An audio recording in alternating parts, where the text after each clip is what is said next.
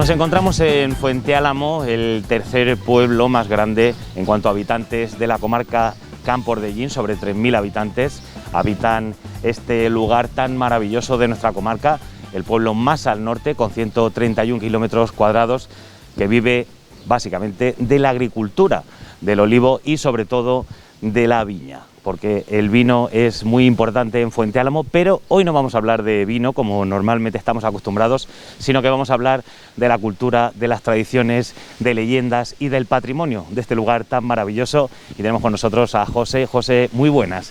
Hay mucho patrimonio, ¿no?, que no conocemos de Fuente Álamo. Hay mucho patrimonio, en su mayoría sí que se ha perdido, está destruido, pero sí que conocemos espacios o lugares de interés que también son patrimonio de historia del pueblo. Pues leyendas, historias, vamos a comentarlas con José. Y primero, ¿dónde vamos? Bueno, vamos a ir al edificio principal, que es la iglesia de San Dionisio de Areopagita. Pues venga, vamos a la iglesia.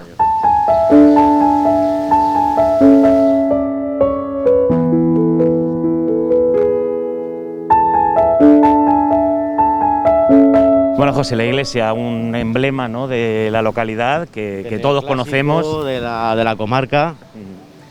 ¿De dónde proviene? Cuéntanos un poco la historia. Bueno, pues la edificó, el arquitecto fue Lorenzo Alonso Franco en 1798. Lo que ocurre es que 10 años antes ya estaban solicitando la construcción de una iglesia, puesto que la ermita que estaba allá arriba se quedó pequeña y sufrió muchos avatares, muchas guerras, poco dinero. Entonces, claro, se buscaba una construcción que resultara de la mayor economía para Chinchilla, que éramos aldea de Chinchilla. Entonces estuvieron 10 años intentando construirla. Entonces pasó por muchos arquitectos: José López, Regalado Rodríguez, luego José de Toralla, y al final fue Lorenzo Alonso Franco quien la hizo. Creemos que muchos de los planos que hicieron para la Academia de San Fernando, porque ellos eran academicistas, antes se trabajaba en gremios, muchos de esos planos, o Lorenzo Alonso se inspiró en algunos de esos planos por la forma que tiene la iglesia, ¿vale? Por la cúpula.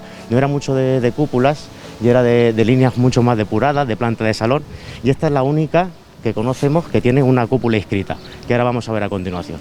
Pues venga, ¿pasamos? Vamos.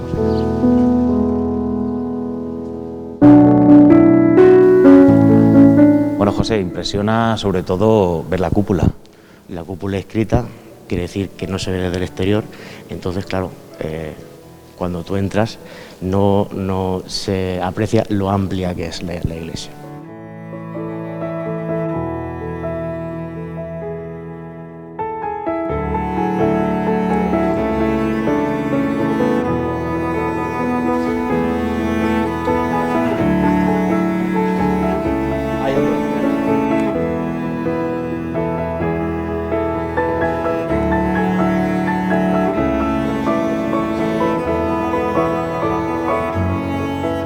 Lo que podemos apreciar son dos espacios, ¿vale?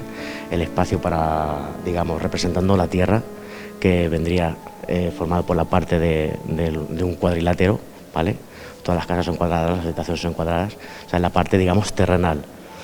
Y luego está la parte celestial, representada por donde está la zona de la cúpula, esta redondez, ¿vale?, que simboliza pues la parte celestial de la iglesia, la parte más sagrada de la iglesia.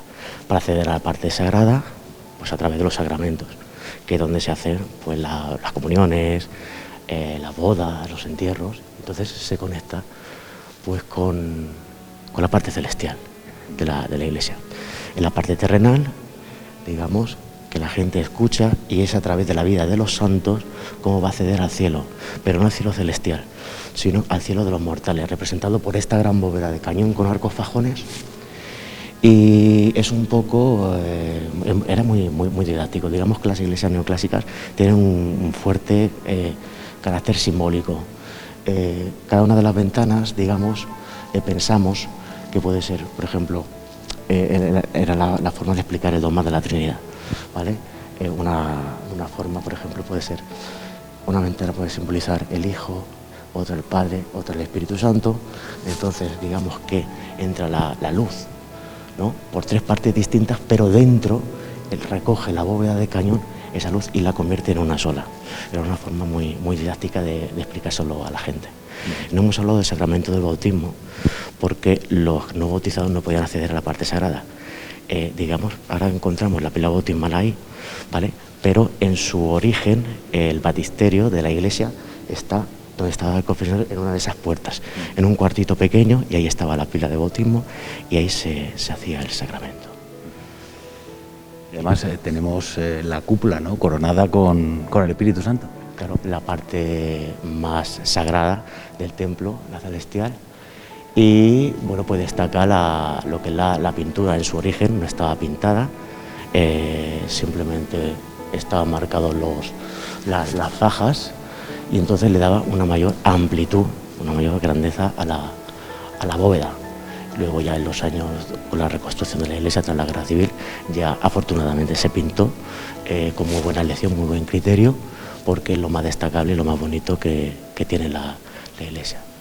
Además ahí vemos la inscripción, ¿no? Lo pintó Manuel Muñoz Barberán. Un pintor de Lorca, muy afamado, muy, muy famoso allí, y tenemos la suerte de tener obras suyas aquí, en la localidad también de Yecla, y bueno, en Lorca es una eminencia. Y también tenemos la suerte de contar, porque la pintó 2 veces. La pintó en su origen, pero luego no quedó muy como son los artistas, ¿no? Como no le gustó mucho. Estaba contento con el resultado. Estaba contento con el resultado, y luego la volvió a pintar, que por eso hay otra inscripción en 1997, ya muy mayor, la pintó él, un poco para mejorar los colores, incorporó figuras, y tenemos la suerte también de tener todos esos bocetos en la sacristía de la iglesia. Representa la Asunción de la Virgen, porque la Virgen no murió, sino que subió al cielo y fue coronada allí. Y como curiosidad tenemos a San Dionisio viendo todo el espectáculo, ahí representado en esa figura, ese San Dionisio. Según cuenta la tradición, también estaba presente cuando se produjo la Asunción.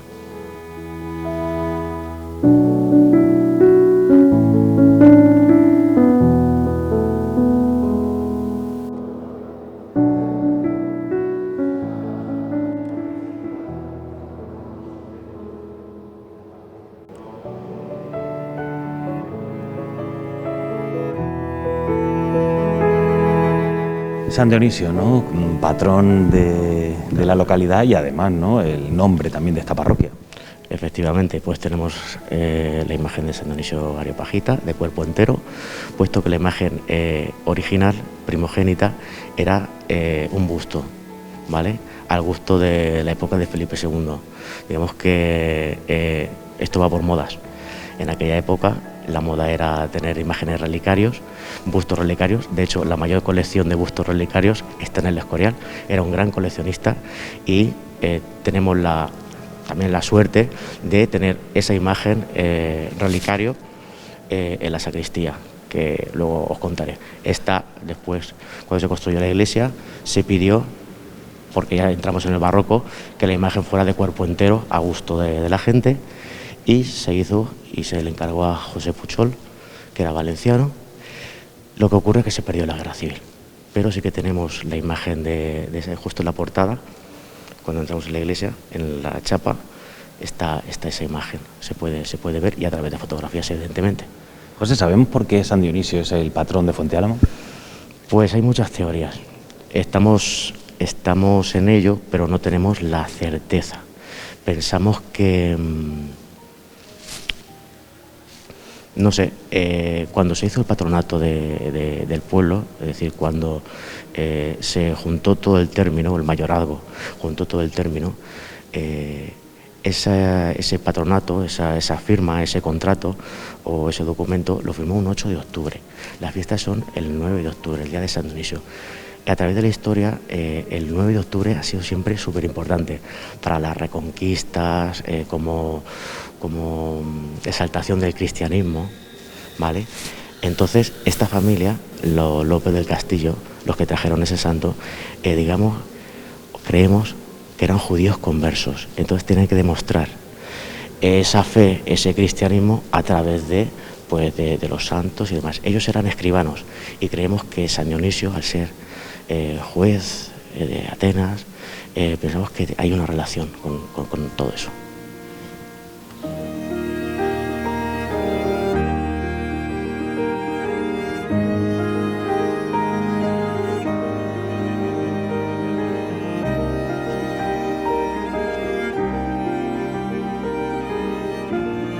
Y nos encontramos, José, al lado del busto, ¿no?, de San Dionisio. Claro, otra de las imágenes que tenemos aquí en la iglesia de San Dionisio. Y nada, pues viene a sustituir a una que se perdió en la Guerra Civil, pero es la primera imagen del santo que tenemos, que es lo bonito, una imagen relicario, un busto de mucho valor artístico, puesto que la hizo Lozano Roca, un escultor muy famoso en Murcia. Y nada, pues esta es la imagen que llevaba el mayorazgo y presidía la ermita en su tiempo, y luego al construir la iglesia se trasladó aquí. Y entonces pues nada, pues yo no tenemos la cláusula de la fundación del patronato. Tú me preguntabas antes que por qué ese santo y no otro, y nosotros pues creemos que una de las posibilidades puede ser esta, la cláusula de fundación. Cuando ellos mueren, pues dejan acordado el mayorazgo con sus hijos, para que el término, todas las tierras que ellos tienen, no se pierdan y pasen al hijo mayor. La cláusula se firma un 8 de octubre de 1544, por lo tanto, ese término, ese territorio es indivisible. El 9 de octubre es San Dionisio Areopagita. Entonces, pues si queréis os leo un poquito, dice: otro sí, queremos y mandamos, y en nuestra voluntad, que todas las semanas de cada un año, perpetuamente, para siempre, jamás, el día que pereciera el fijo, que de nos tuviere cargo de lo hacer proveer, diga los dichos clérigos y curas una misa rezada cada semana, como es dicho, en la iglesia mayor, en el altar donde hubiere imagen de Nuestra Señora, por nos los susodichos y por los difuntos que amos a dos, pague a cada uno de las dichas misas 20 maravedíes, tomen de los bienes de mí, dicho Ginés López del Castillo. Y para siempre jamás, San Dionisio, Areopagita, patrón de Fuentealba. hasta ahora, hasta la actualidad.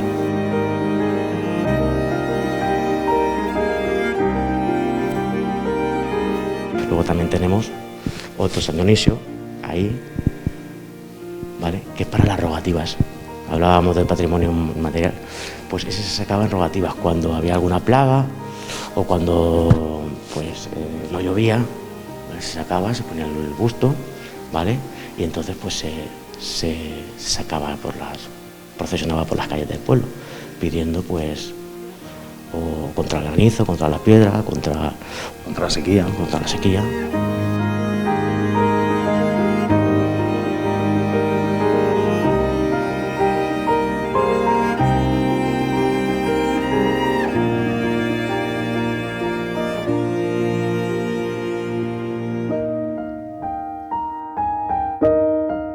Bueno, cuéntanos, José, estos bocetos que tenemos detrás, ¿no? Esto sería la parte de la sacristía. La parte de la sacristía, y es otra del patrimonio que tenemos, que nos dejó el pintor de la cúpula, Muñoz Barberán.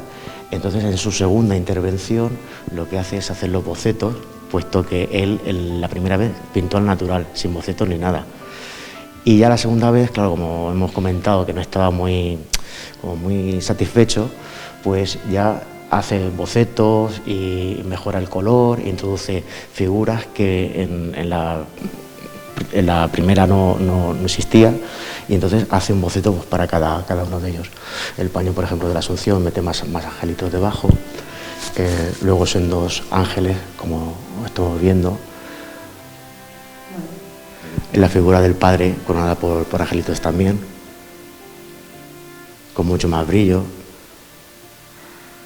La figura de Ruth, que en la primera no estaba, y la introduce.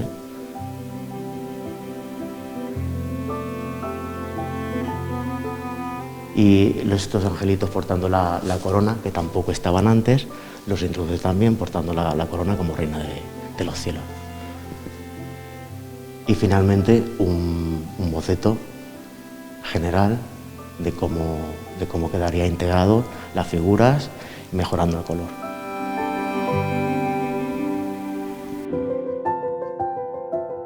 Bueno, José, ¿y qué cosas curiosas han pasado aquí en este lugar? Pues mira, desde el momento de la construcción empezaron a pasar cosas. Desde la invasión francesa había una capilla de la vocación de Santa Inés, llegaron los franceses y la profanaron.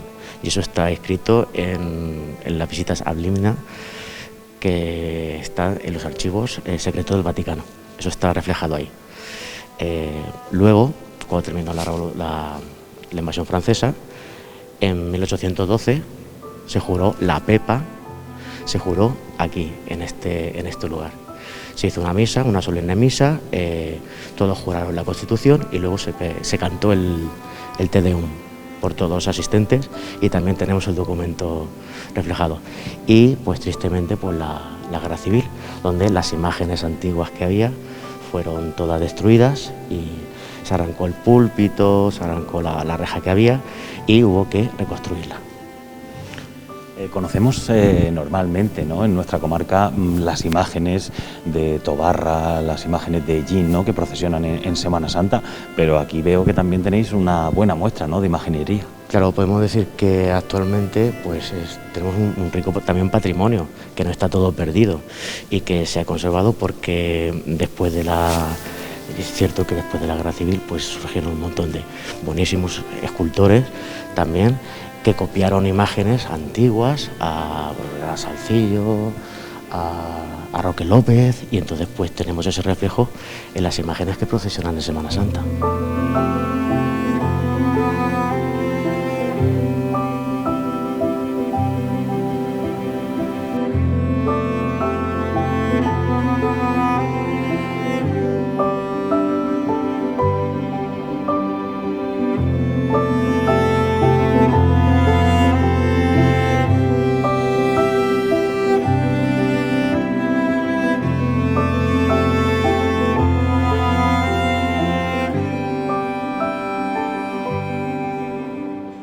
Bueno, y aquí tenemos una de las imágenes, ¿no?, que quizás son más reconocibles por la gente de Fuente Álamo, ¿no?, la Dolorosa. La Dolorosa, que sustituye la perdida en la Guerra Civil y vino a Fuente Álamo un 25 de agosto de 1941.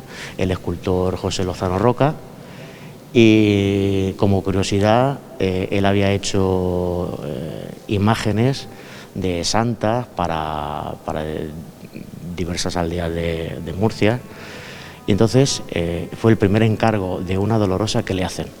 Entonces imagínate la responsabilidad de este hombre al tener que copiar la imagen de Salcillo, porque fue la primera, no le habían pedido nunca que hiciera una Dolorosa, y yo creo que le salió bastante bien. ¿Y al escultor lo conocemos por otras imágenes? Evidentemente sí. A lo mejor no suena el nombre, pero si yo hablara del Nazareno de la bendición de Tobarra, quizá le sonaría más a los que nos están viendo, o fue también el escultor de los soldados de la caída y de la caída y de prendimiento. Los soldados, él hacía muchos soldados también. Como peculiaridad, digamos que él aprendió a esculpir piedra, por eso digamos que la confección de los cabellos y la ropa es muy tosca, muy pesada, y esa es la particularidad que tiene este escultor. Bueno, pues estamos aquí con el Nazareno de Fuente Álamo, que sustituye a otro Nazareno que no está perdido. No se destruyó la Guerra Civil, puesto que pertenecía a un particular y logró salvarse. Y este Nazareno lo compró el pueblo y el escultor fue José Díez López. Es una joya en sí mismo, una calidad artística espectacular, por la policromía, por la forma clásica que tiene, y pues otras obras que hizo aquí en los alrededores fue la Verónica de Tobarra, por ejemplo, o el San Juan de Ellín. Este escultor vivió en Albacete, entonces casi toda su obra escultórica la tiene en Albacete. La mayoría de las obras que procesionan en Albacete son de José Díez.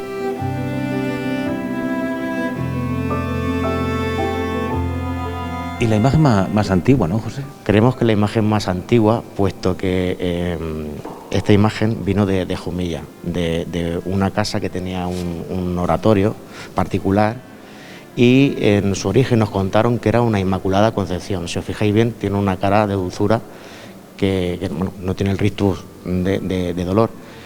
Y entonces cuando se trasladó, ese oratorio se destruyó, se trasladó la imagen y entonces se transformó en una imagen de la Soledad, como vemos a continuación. Y procesiona, si no me equivoco, Viernes Santo por la noche. Viernes Santo por la noche, acompañando al sepulcro, que es posterior, es de la escuela olotense del año 61, a través de una donación.